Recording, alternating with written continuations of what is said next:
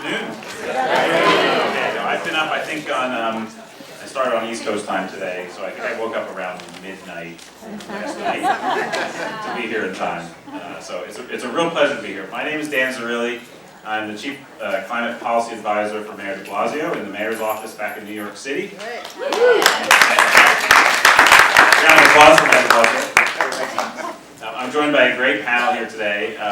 I guess the first things I wanted to do, first I just want to thank the organizers for today's conversation, Fossil Free California, 350.org. Certainly would love to thank the last panel that was up and the great insights we heard. And I want to thank our friends at ICLEI, Eunice and Angie, and certainly Kel Roberts. I want to talk a little bit about this great case study that we just released on New York City's decision to divest earlier this year. I'll remember to keep the microphone in front of my face this time. In January, New York City made big news by announcing our commitment to divest from fossil fuel reserve owners. We hold pension funds in New York City to the tune of about $190 billion, so we're no small player in the markets. And lo and behold, we had done some analysis over the last several years to really understand our climate exposure in our pension funds. And we ultimately determined that we had about 3% of our funds held in fossil fuel reserve owners. And we had presented the evidence to the mayor about their performance in the past and their outlook in the future, and it was a very clear decision with our trustees, with Scott Stringer, our controller, with the labor leaders, that it was the right moment, it was the right thing to do to divest our pensions. And we set that commitment that we're going to be divesting from those pensions within the next 5 years. We're on the path, we've set the commitment, and we're going to get that done. So it was a big moment for New York City. And I always like to tell people, I'm sure in this room this doesn't need to be said, divestment is an incredibly important step. It's an incredibly important message to send. It's not the only thing that's going to solve our climate crisis. We need to use that moment to leverage other moments as well and make sure that we are continuing to invest in climate solutions, that we are driving down our own greenhouse gas emissions as a city. Since 2005, our greenhouse gas emissions are down 15%, a good step. We have a lot more to go to really hit our targets. And we've also seen firsthand the impacts of climate change in New York City. Hurricane Sandy was the most vivid and real-life example of that. And 44 lives were lost, $19 billion in damages and lost economic activity. It was the worst natural disaster we've ever faced in New York City. And it was very clear to us that climate change had only made that storm worse, that we're going to see a continuing higher incidence and higher frequency events, storms, flooding, heat, all across New York City. And we needed to align our investments and continue to invest to reduce that risk, to drive down the causes of climate change, our own greenhouse gas emissions in New York City, and at the same time send a clear signal of climate accountability into the marketplace. We're suing big oil. We've taken to court Exxon, Chevron, Conoco, Shell. There's one more that I should remember and I'm not remembering right now. And we're currently working through the courts on that. At the same time, we're divesting and we're looking at our options for deeper investments. So earlier today, with ICLEI, we released this case study on our decision to divest. And I think there are copies here. I would love everyone to walk out of here and take a read. I think it's a really important read on the steps that were important to us. And I'm just going to highlight, I think, 3 or 4 really important lessons that came out of our decision to divest. The first, and you're going to hear a little bit more about this topic on the panel, we did our homework. We actually understood what our exposure was to climate risks on our portfolio, what was going to happen to our portfolio, what it meant for our pensioners. Pardon me. 2, it takes leadership. So we have to do our homework. 2, it takes leadership. It took the trustees of our pensions to understand the information, to step up and say, here's what we're going to get done. Set the commitment, set the targets that we're going to divest, and then work through the process to achieve it. And then the third really big lesson is that, particularly on an issue like divestment, the grassroots are so powerful. They put wind in your sails and help you achieve more than you think you can achieve. Work with the grassroots in order to help actually achieve the outcomes, get to those decision points, and be able to deliver on a divestment commitment like we're doing right now. So, again, pick up a copy of the case study. It's a really important description of how we got to this place and where we're going to the future and what it means for New York City's climate action plan in its totality. So it's a lot about New York City, and we'll stop talking about New York City, and I'm going to introduce our great panelists to really figure out this conversation, because the title of this, really the fiduciary duty and the changing definition in a realm of climate change, what that means for our pensions, what that means for divestment and investment in solutions. We're going to hear a lot of great things. We've got great folks on the panel here today. I'm going to let them introduce themselves, but sequentially, I'm going to start. So a quick introduction, Lisa Ann Hamilton with the Center for International Environmental Law. To my left, to her left is California Senator Ben Allen from Southern California, probably a popular face in the crowd today, and Casey Harrell with the Sunrise Movement to talk about related and very complementary efforts that are being undertaken with the insurance industry and divestment. So with that, I'm going to turn it over to Lisa to talk for a few minutes about who she is, what she's been working on, and particularly her expertise on fiduciary duty. So, Lisa. Thank you, Justin, and thank you so much to Janet and Fossil Free California. As a member of Center for International Environmental Law, we love you, and we are always happy to help you, and you're such a hero in getting on the phone saying, you guys, this bill! And we get busy, and so it's been such a pleasure to know you and meet you, and it's an honor to be here. The Center for International Environmental Law, since 1989, we use the power of law to promote human rights and protect the environment, and we see this, how we can best communicate the seriousness of climate change, its impact on the environment, its impact on human rights, and by really looking at the law. So I'm going to tell a little bit of a story in the framing Dan just gave in terms of this homework, need for homework, this need for leadership, and this need for grassroots, which I'm going to call the nudge factor, which is all of you. So I'm going to put you back about 10 years ago, and I'm going to play devil's advocate here. So obviously I'm here because I care about climate, so take what I say as if I'm somebody who doesn't. So if you are a fiduciary 10 years ago, and you're listening to somebody like me say, hey, pay attention to climate, they're looking at you like, this is a non-economic factor. This is a moral issue. And for us, we're saying, moral issue means I don't want to profit from somebody's suffering. I do not want my money tied up in that. We've had great speakers talking about being aligned, having your money aligned with your values. And so these fiduciaries were very pinched because to them, if you're not earning profits, you're not serving the best interests of your plan participants, and you are violating your fiduciary duty. Because to them, climate seemed too remote. This was something people were going to have to worry about. The science, of course, we kept hearing about the science is too vague. So to them, it was a non-economic issue. And gradually with time, this sort of moral issue started to show increased incidence that there are real financial factors, that it does impact cash flow, it does impact returns on investment, it does impact dividends, it's not so remote.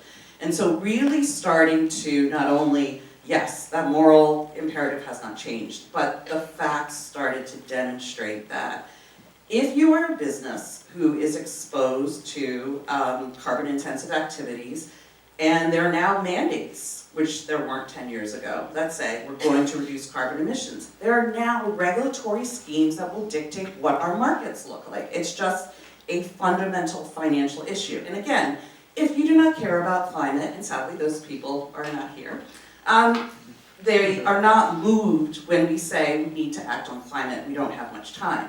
They're moved by money. And now the money has finally caught up with the rest of the story. And so what's happening now is it's time for them to do the homework. It's time for them to say, look, you probably didn't monitor this investment fund like you did 10 years ago. It's time to look at what does the future market for, let's say, combustion engines look like. Volvo is in 2019 is going to be the first automobile maker, no more exclusive combustion engines. Everything will be either hybrid or exclusively electric. They're making the combustion engine market disappear. That is a real material financial risk depending on what your exposure is. And so, the leadership, New York City, phenomenal.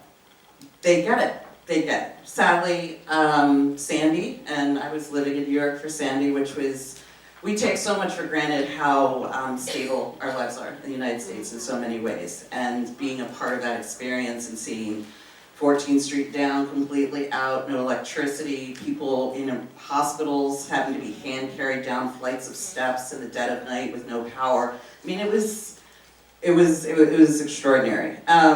Those are the things that we take for granted. And so to take the leadership and say, climate change is real, it's happening now, it is going to have a material financial impact on every sector of the economy.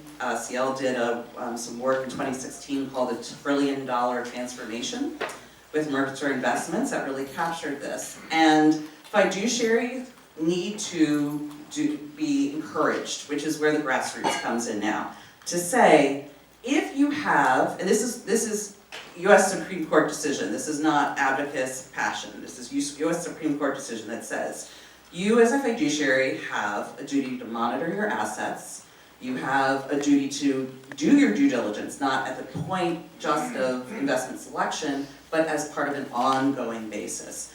And so when we now have, with each passing day, more and more information to show that there are material financial risks related to climate change, it's time to get those fiduciaries to start monitoring those investment portfolios. And what they're likely to find is they're not performing. Oil and gas is not performing the way it used to. And so there's now, again, a legal impetus as well as a material financial reason that can accompany the moral arguments that we used as activists.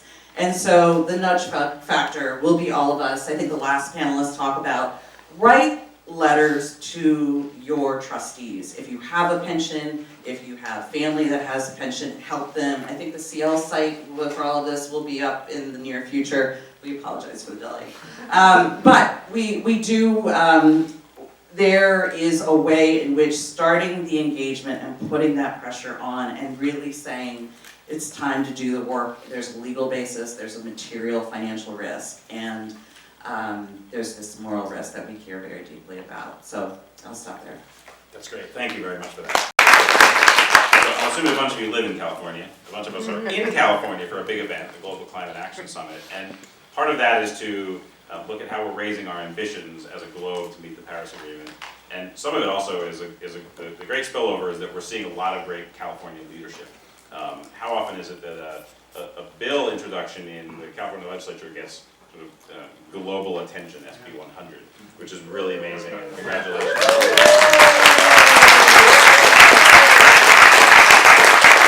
In this room, it's probably not a surprise, SB 964, did I get the number right? Should achieve that same level of notoriety and positive praise, and I'd let the Senator describe his approach and his work to achieve exactly that. Well, thank you, Dan. Thank you so much, and it's so exciting to, I think this is, well, it's very exciting to be here back in Berkeley.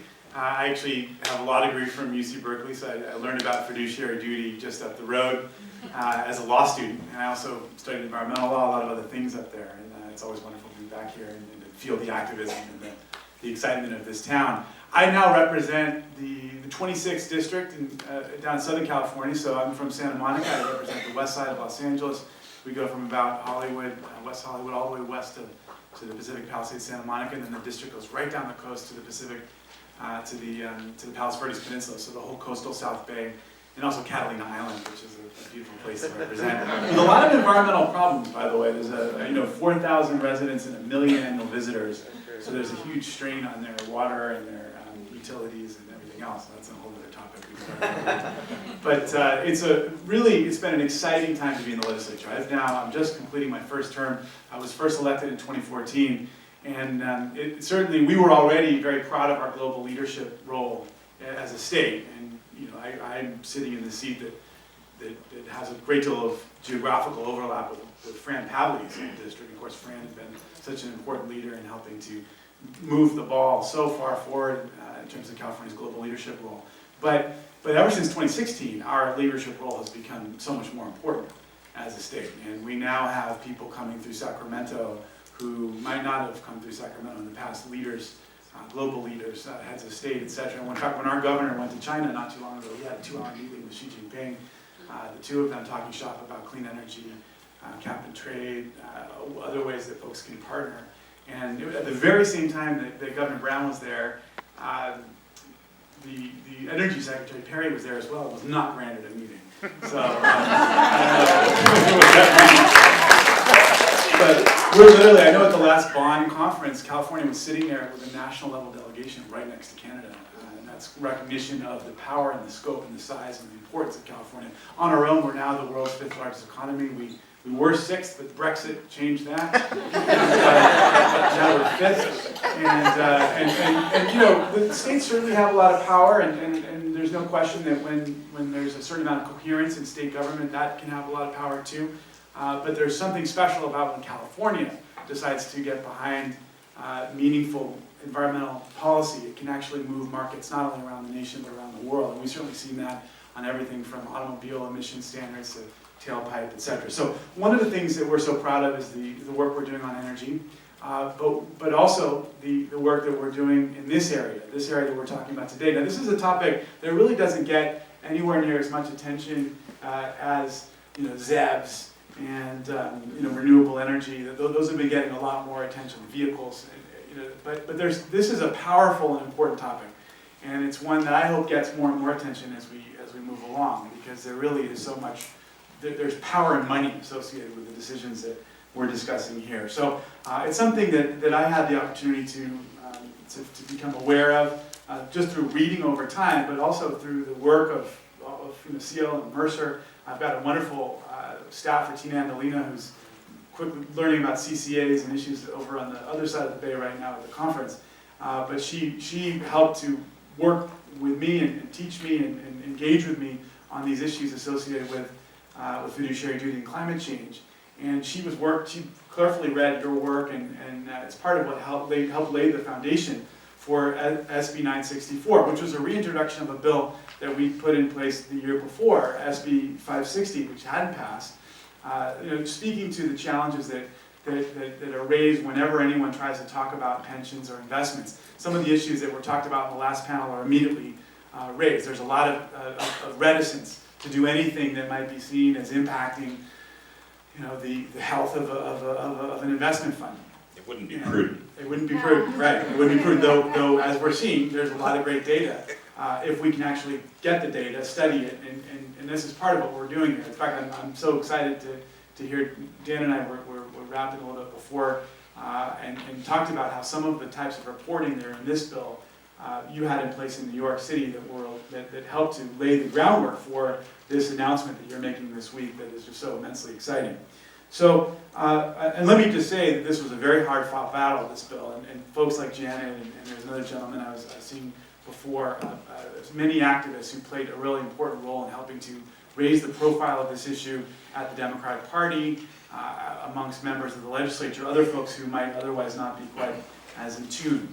Now, when I talk about the power of California, we have a great deal of power because of our size, our money, our scope, or the scope of our economy. CalPERS and CalSTRS, our two major public pension funds, are enormous. I mean, they are two of the largest pension funds in the entire world. And this bill ultimately calls on both of those funds to account for climate-related financial risk and puts that into law. Now, we don't know, by the way, what the governor will sign. We asked. He actually asked for a number of the climate-related bills, and they've gone over to his desk, and we're all keeping our fingers crossed that maybe it'll happen this week. We're certainly very hopeful, but there's no news yet on this bill. We're obviously immensely excited about SB 100, but we're hoping that this bill will also be signed into law. So one main goal of the legislation was to ensure that what we did here could ultimately be exported to other states and other countries as well. We're so cognizant of our leadership role and the questions of scalability. Another goal was to use the power of these two big funds, CalSTRS and CalPERS, to shine a spotlight on climate-related financial risk, much like you're doing today, for other institutions and other investments. The legislation does two key things. For the very first time, we talked about how we now have some good language in British law.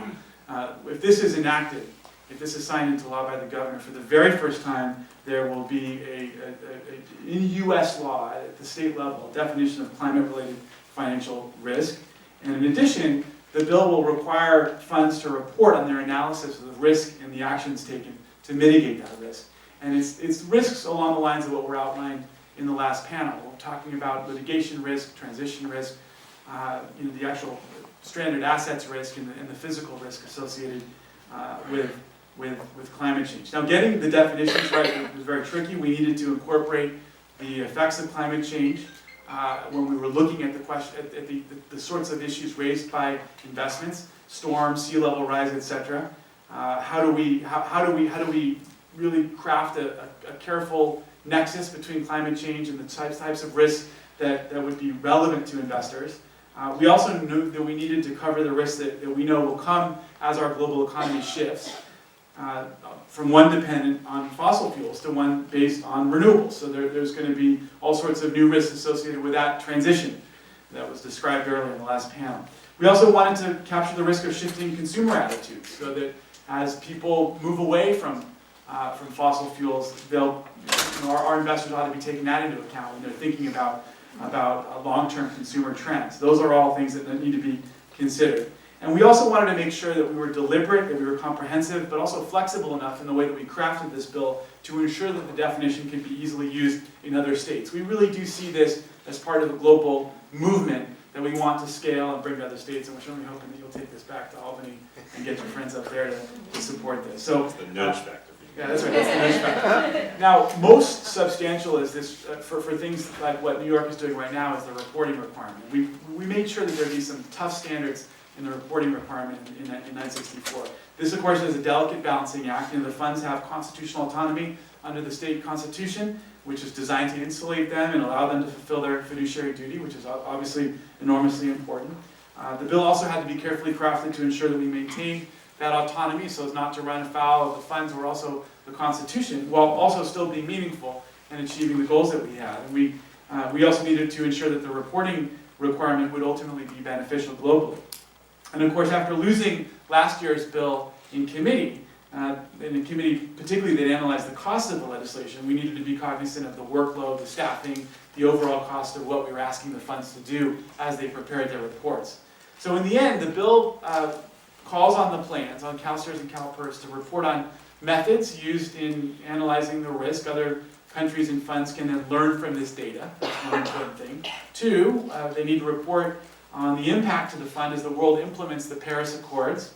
Again, this information can be used globally to inform efforts to address risk. So hopefully the next time we come together with a conference of this type, we'll have so much more data. We also need to report on the fund's exposure to climate-related risks. And we also, the funds themselves asked us to add in language to have them report on their engagement activities so they could use these reports as a way of touting some of the positive things that they were doing in this area. So that was nice. It was nice to have them take a little bit of ownership, actually, and interest. Now, given that both the funds currently have governance documents already requiring them to consider climate risk, passing the bill should have been easy, but it really wasn't. We ran into a lot of challenges. We couldn't get the bill 560 passed the first time, but we worked really closely with the plans themselves, advocates, leaders such as the Center for International Environmental Law and 2 Degrees Investing, and then of course a lot of members of the legislature and folks in the administration as well. Collaboration was super important in this effort, and every perspective helped us to craft the measure with our goals in mind, knowing ultimately that we're setting an example and we needed to do it right. So I'm very, very hopeful that the governor will see to it to support this and sign it into law.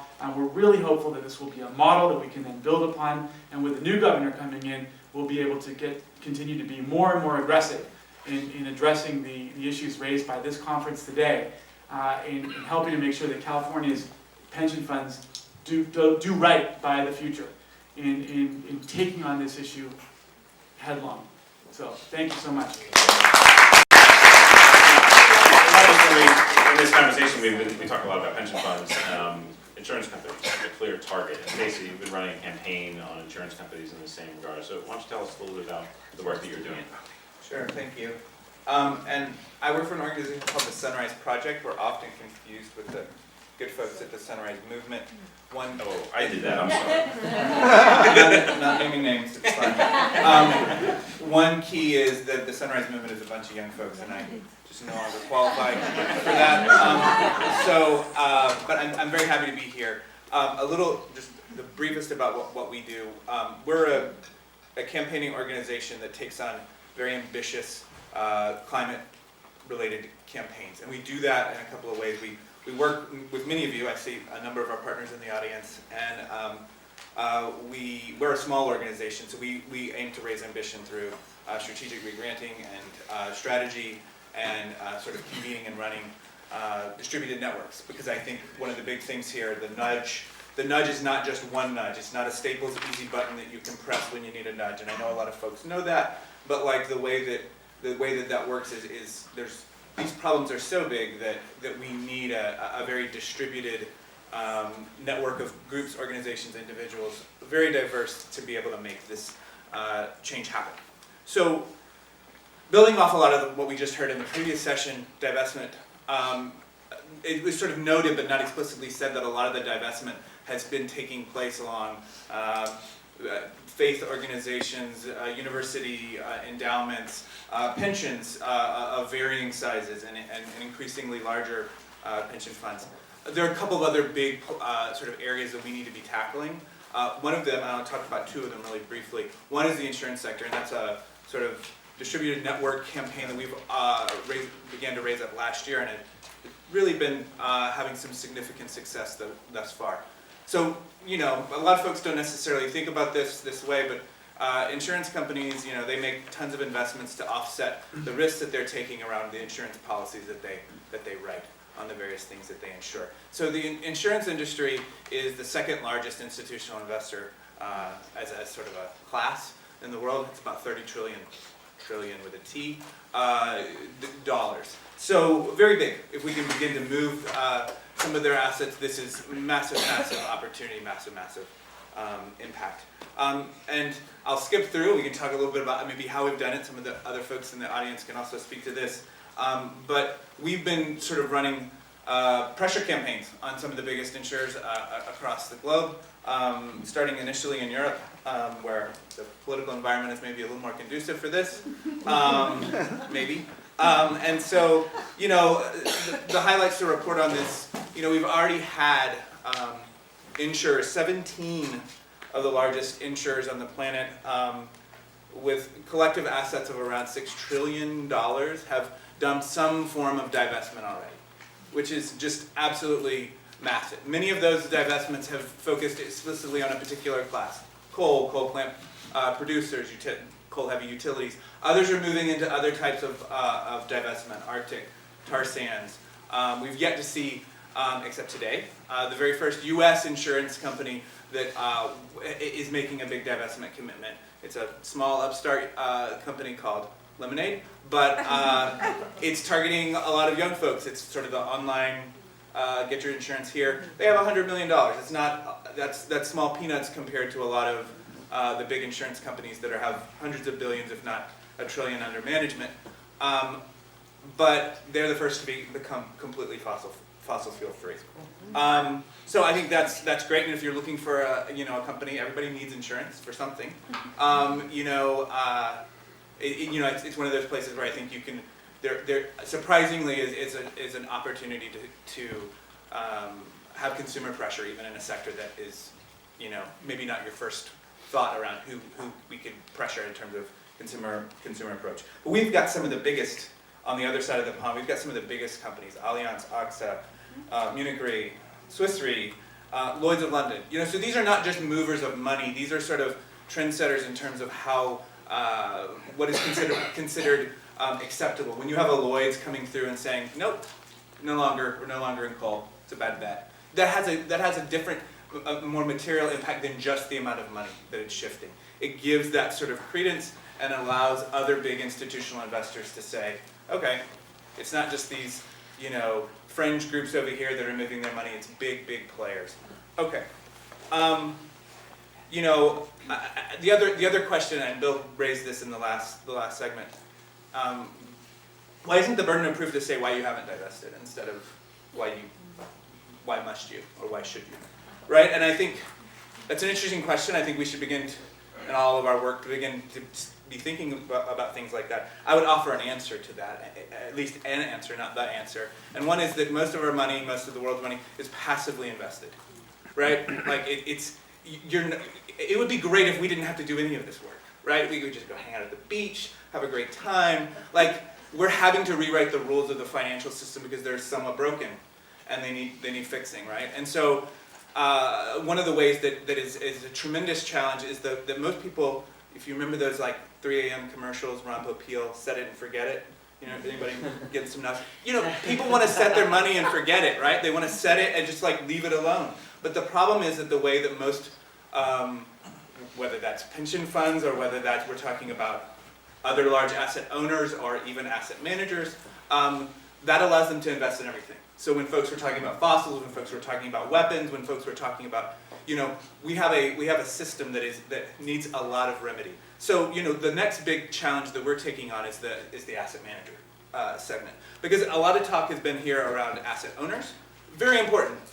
Share Action, others that are doing this work, very, very critical. I just want to just sort of set folks for a second around the size of some of the biggest asset managers, most of whom are US-based companies. BlackRock, State Street, Vanguard. So BlackRock itself has $6.3 trillion in itself, just one company. If you wanted to compare that to the 20, that's larger than the 20 largest pension funds in the world, combined. If you look at the top 6 asset managers in the country, in the world, all of which except for 2 are in the US, those 6 have over $22 trillion under management. 6 companies, 6. And that's larger than the 300 largest pension funds and the 30 largest sovereign wealth funds in the world combined. And guess what? They invest their money, your money, everybody's money, passively. So they're throwing it in everything. The default option is that everybody gets their fossil fuel investment. We have to go one at a time and say, no, please, don't do that. We don't have time for that. As sort of the, you know, Ellen and others have talked about, we don't have time for a one-by-one approach. So we're going to take on these big asset managers. We encourage folks that have an opportunity to work with us in any shape or form to challenge the BlackRocks of the world and say, look, everything we look, just because you're the biggest, if we're looking at the largest investor in oil and gas in the world, BlackRock. The largest investor in coal in the world, BlackRock. The largest investor in new coal. We have no more climate budget for any more coal. Who's the number 1 investor in coal, new coal plants in the world? Anyone want to make a guess? Say it loud. BlackRock. Right, there we go. And right? And you know, it's like, it's literally, it's in its name. And so, you know, I got it. And so, like, I'm about to be a dad, so. All right. Okay. So as we have new kids coming into the world, like we need to be taking on these big asset managers because we don't have the time to go just. It's not an anti-pension fund approach. It's just we need to add this to the mix. We need to be adding this to our repertoire of climate campaigns. And so, really excited to be launching this work and could talk more about it. Awesome. Thank you. I'd like to do just a little, maybe a couple quick crystal ball questions for the panel, and then I would turn it over to the audience for some questions as well before we get kicked out of the room, I think. So, this is a big moment. We're in California for GCAS, the Global Climate Action Summit. There's a number of things that are coming on the calendar for next year. Where do you want to be next year at this time? Where do you think we'll be at this time next year in this divestment movement and with the work we're doing? Well, if we have Ellen's way, we'll be halfway towards 10 trillion, so that's another 3, right, or 4, 5. I think it's becoming increasingly uncomfortable for fiduciaries to not look at divestment as an issue and to not look at ESG issues. There have been, there's more pressure from beneficiaries. I think the Department of Labor came out with some guidance this summer that sort of stirred up the pot about whether or not it is within the scope of fiduciary duty to consider ESG factors. It is. Do we have a mandate towards divestment yet? No. But the nervousness about the risk of being personally liable for not prudent exercise of fiduciary duty has made people nervous. So my hope is that as more people really begin this process of moving away from purely passive investment, begin this really deliberate due diligence process, really beginning to assess what their portfolios look like, figure out, did we create this before the Paris Agreement? Has the world really changed that dramatically that our investment strategy can't survive it, and that there really will become a snowball effect of really redirecting funds. Casey? I think we will clearly go well beyond Alan's goal of 10 trillion divested.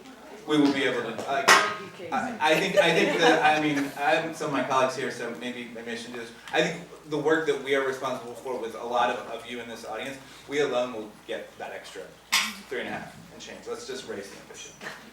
Great, thank you. So I want to turn it over to some questions, and I think I have plans in the audience. I'd like to turn over the mic just for a second to Eunice from our partners at ICLEI to say a few words about their case study. Thanks, Dan.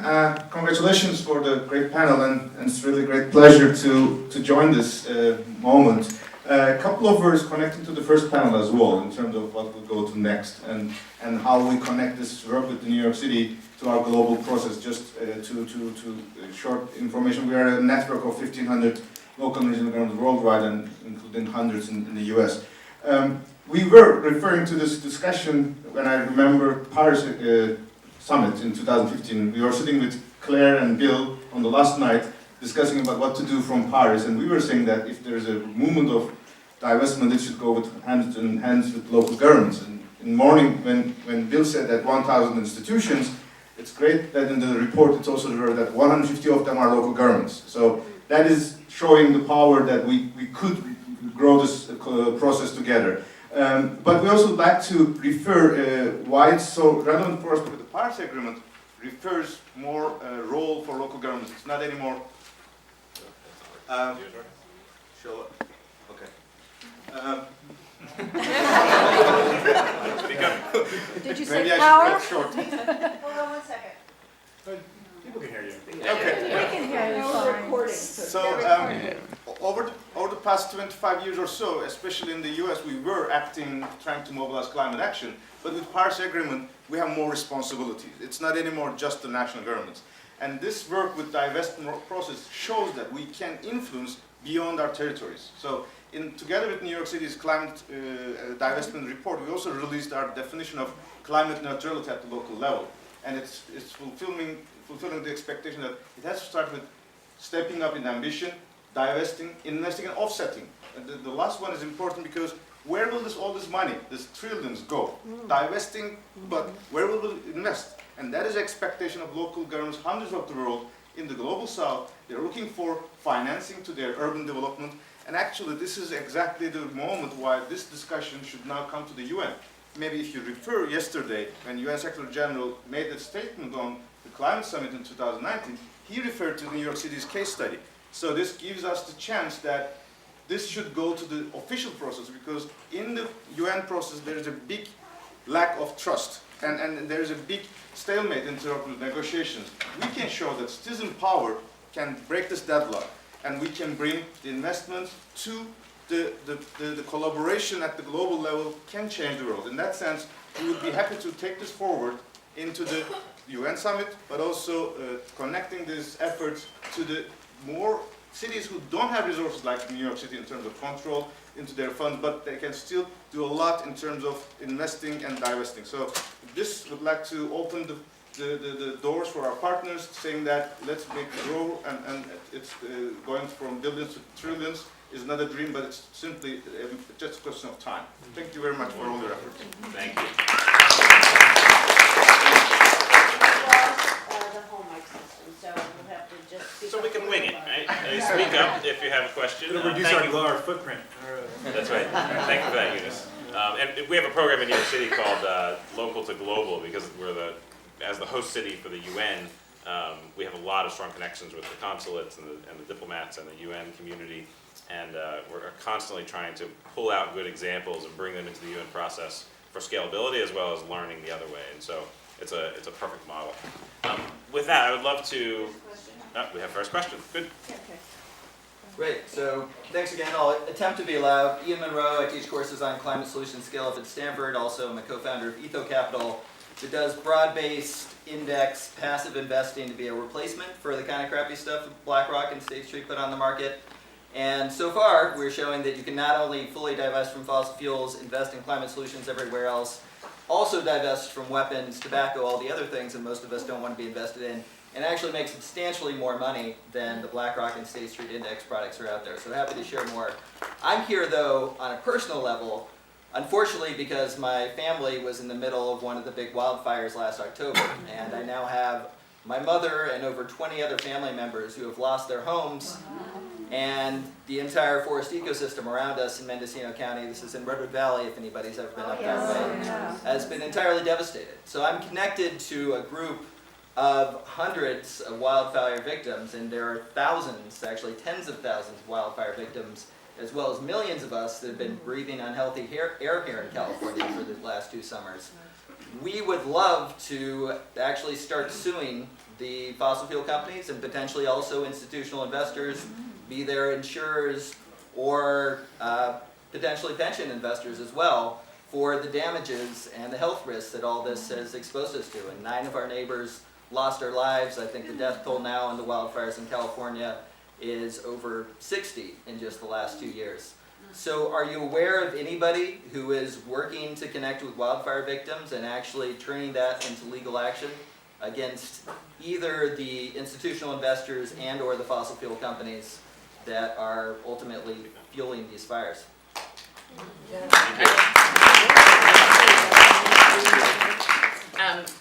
First of all, I'm sorry for your loss and for your family's loss, and it becomes, unfortunately, with each passing day, more of us are going to be able to say, I know somebody who, if not they themselves, and it's troubling to see that happens more and more. But I think one interesting thing that came up about the wildfires recently, as far as a lawsuit, was this issue about the utilities and whether or not the utilities were responsible.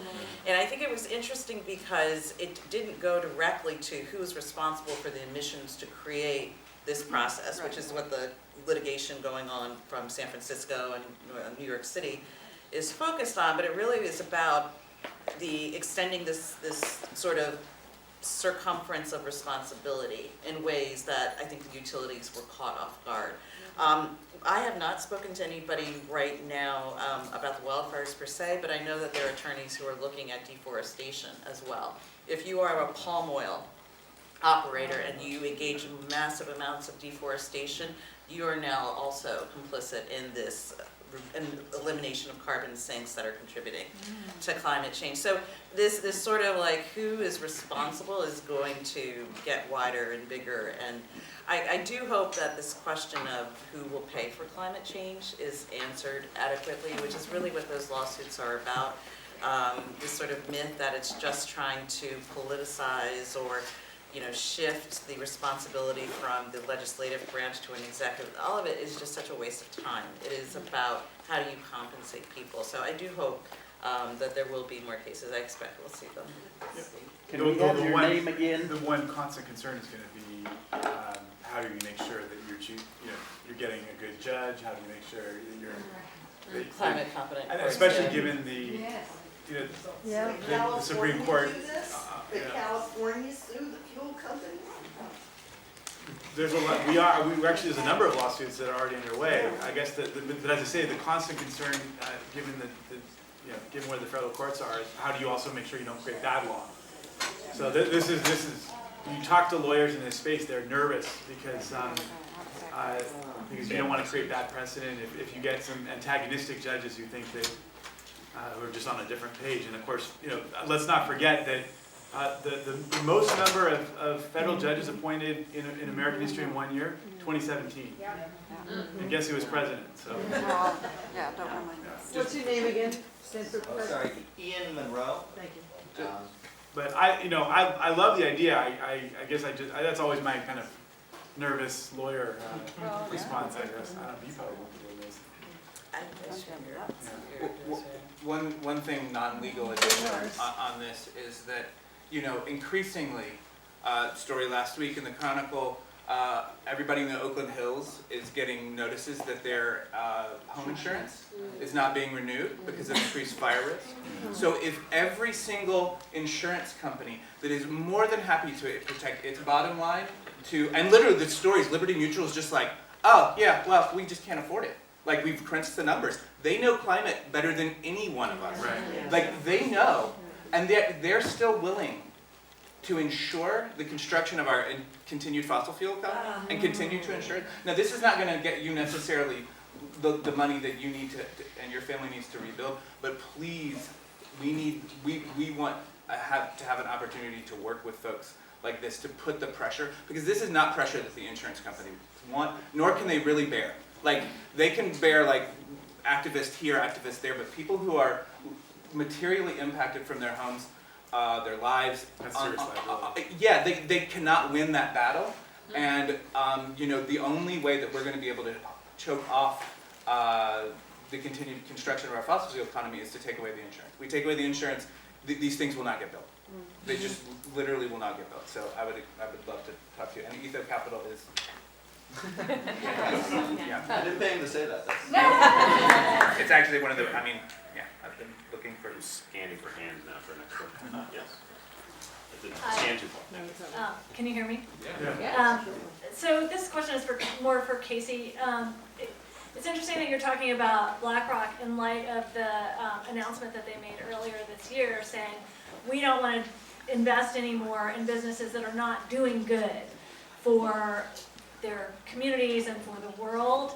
And so how do you square that with the fact that they're still invested in fossil fuel companies? And is there a plan to leverage that to increase pressure on asset managers like BlackRock?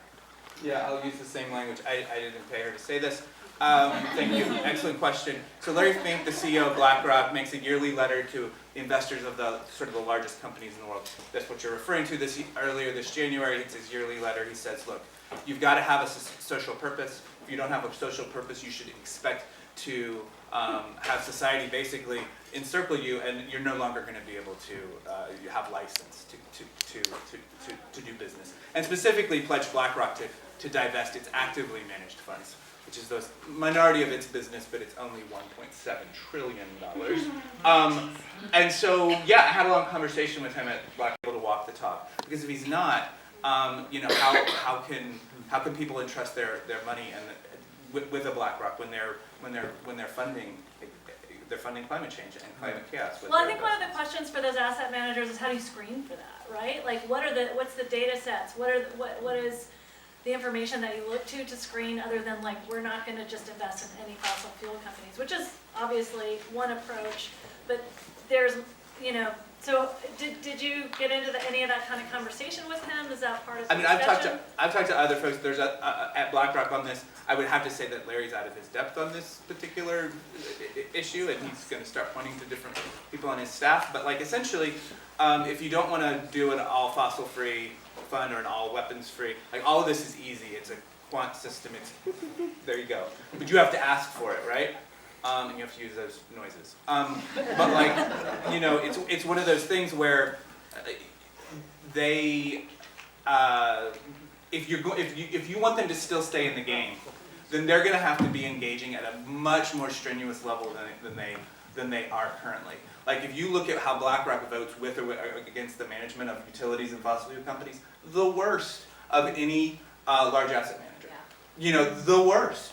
And so, like, and these are on ridiculous shareholder resolutions that are, as previously discussed, way not strong enough. So, like, they need to be going. We need to, if we're going to stay in the game, we have to be going after the boards of directors of these companies. These asset managers have to be saying, great, if you don't have a 2-degree plan, we are going to go after your board members and get them fired. Like, you have to up the ante, or like, all of this is rearranging back chairs. You know, so.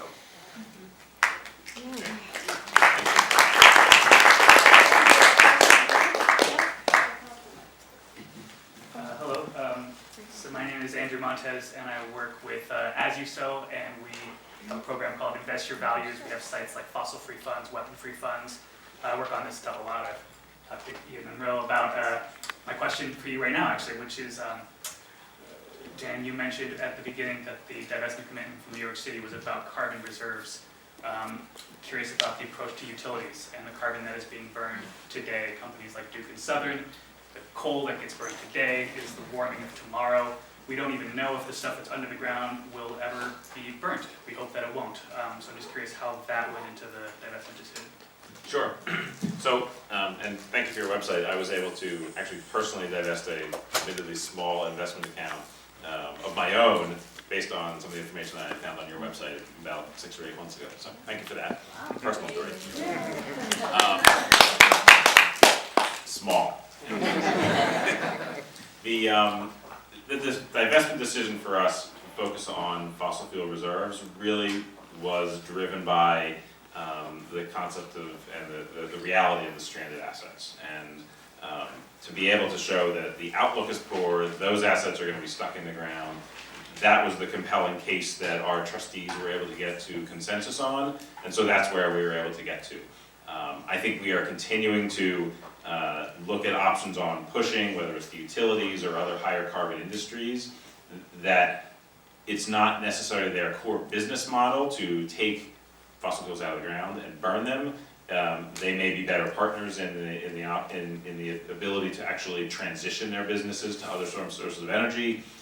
We specifically wanted to go after the fossil fuel reserves because there is no alternative to their business model, and it's a dying one, and so we wanted to get out.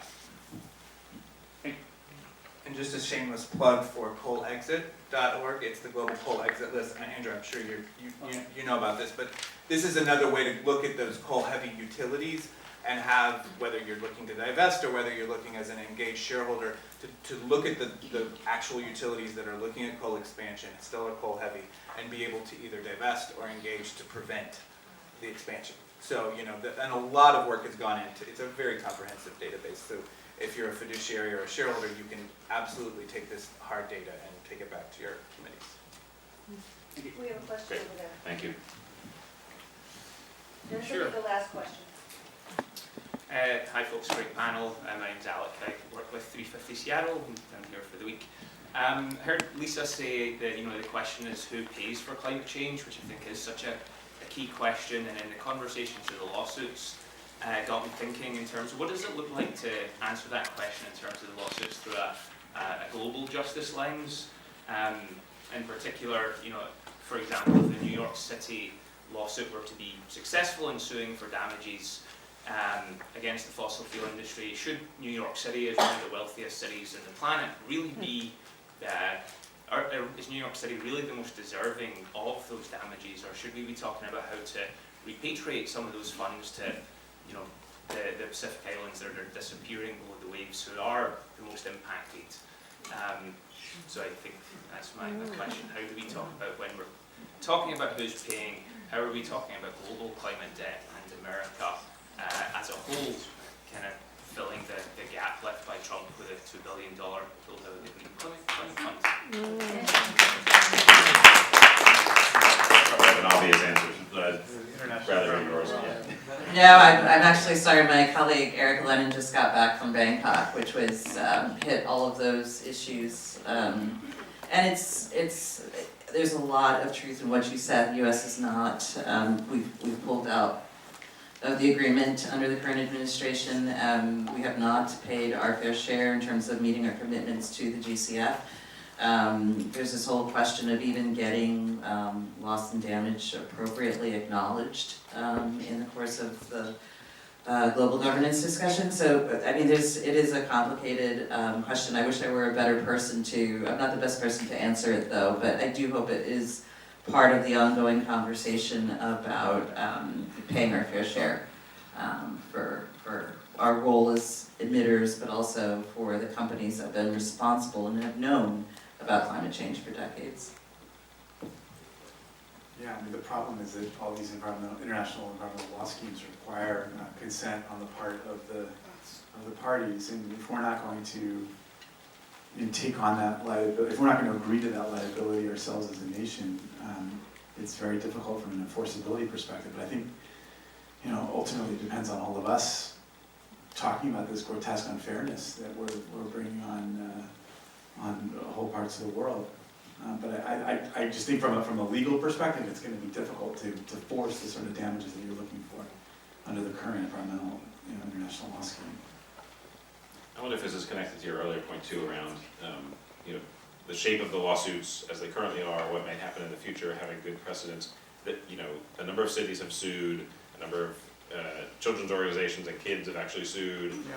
Rhode Island became the first state to sue. There are, I think, a number of different legal theories being pursued in these. We're not quite sure which one is the right one, right? Which Yeah. one's gonna be the successful one that I think will open the floodgates once there is a path, once there is a suit that wins, that gets upheld. Right. And so that would almost lead me to think that more people should be suing, more people should be.